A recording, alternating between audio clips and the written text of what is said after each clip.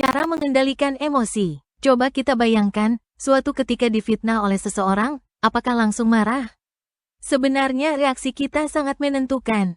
Atau kita berpikir bahwa tindakan seseorang itu merupakan kelemahan mereka. Hal itu merupakan pilihan yang di bawah kendali kita. Siapa tahu mereka iri atas prestasi kita, yang mereka tidak mampu mencapainya. Disinilah letak pengendalian emosi itu. Emosi sebenarnya bukan musuh kita, dia selalu ada dalam diri kita. Dia sama seperti pikiran yang ada di dalam otak kita. Bagaimana menghilangkan? Kita hanya mampu mengendalikan saja. Setiap kata yang menyakitkan atau hambatan, kesusahan, merupakan penderitaan, rubahlah dia menjadi tantangan. Kita tidak dapat mengendalikan kejadian di luar diri kita, tetapi apa reaksi kita atas kejadian itu milik kita. Ibarat seseorang melempari kita dengan batu, kalau tubuh kena, terasa menyakitkan. Itu normal manusiawi. Manfaatkanlah batu itu untuk fondasi rumah, atau hiasan di taman yang indah. Begitulah kehidupan ini, sadarilah dan usahakan menjadi bermakna. Siapapun tidak bisa menjatuhkan kita kecuali kita mengizinkannya. Ketahanan atas penderitaan itu bukanlah sesuatu bersifat fisik tetapi non-fisik yaitu mental kita. Disinilah peranan mental untuk menantang setiap hambatan yang menimpa yang bersifat emosi itu. Apapun yang diberikan oleh kehidupan kita tetap tegar dan merupakan peluang untuk berkembang.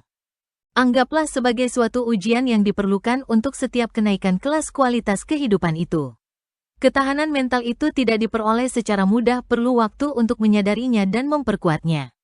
Ingatlah suatu ungkapan, kita menjadi seperti langit tetap biru, tidak tergantung awan tebal gelap, maupun putih yang segera akan berlalu. Latihan yang pertama perlu dilakukan dengan ketenangan.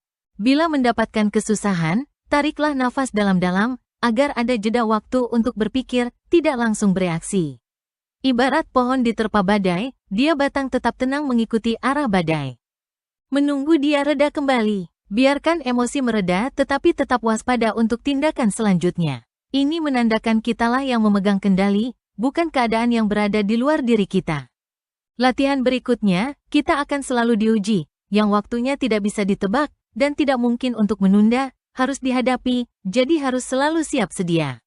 Bila kita mengalami kegagalan, janganlah menganggap sesuatu kegagalan, anggaplah persiapannya belum sempurna. Semua orang pernah gagal, termasuk orang sukses sekalipun, berkali-kali gagal tetapi segera bangkit untuk berikutnya. Hidup bukanlah suatu jalan yang lurus, namun suatu medan yang penuh ujian mental. Ujian bukan untuk menghancurkan kita tetapi memperkokoh daya tahan kita. Latihan berikutnya bahwa ada ilmu dalam mengontrol mental kita, yang sering disebut neuroplastisitas. Artinya bahwa otak itu mampu memperbaiki dirinya sendiri, beradaptasi. Tergantung bagaimana kita melatihnya. Inilah salah satu alasan, kenapa kita bisa mengendalikan emosi terutama yang negatif dengan suatu latihan disiplin tertentu. Otak kita serupa otot kaki yang dapat dilatih oleh pemain sepak bola. Atau otot tangan bagi pemain angkat beban yang berat. Inilah kebugaran mental yang dibutuhkan dalam menjalani kehidupan sehari-hari ini. Jadi kita dapat tidak segera bereaksi dalam situasi yang menyakitkan, latihan otak kita untuk bertindak bijaksana.